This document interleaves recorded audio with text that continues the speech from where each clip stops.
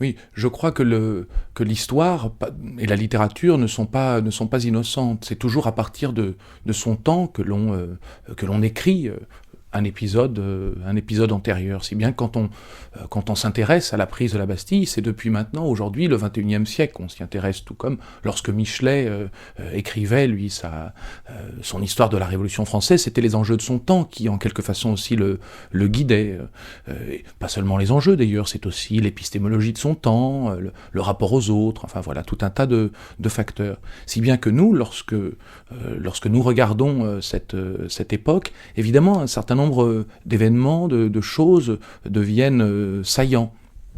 Par exemple, le fait que la France soit banqueroutière, le fait qu'il y ait un chômage important, le fait aussi qu'un banquier, Necker, soit aux manettes à ce moment-là et que cet homme ait été donc banquier en Suisse et fait ce qu'on appellerait aujourd'hui des spéculations sur la dette souveraine. Évidemment, tout ça prend un relief très particulier que ces faits ne pouvaient pas avoir à l'époque de Michelet ou de Louis Blanc. Et ben, je crois que c'est cela, voilà, écrire l'histoire. C'est au fond à la fois d'une manière consciente et inconsciente, faire signe d'un temps, le nôtre, vers le passé et du passé vers le nôtre.